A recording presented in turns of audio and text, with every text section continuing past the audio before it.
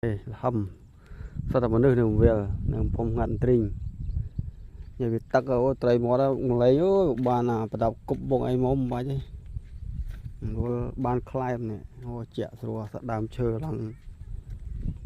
hầm nó tắc đó nó tắc ở được tắc lê nhé nó còn không ai mà lấy nó còn chơi một bông một vé rồi măng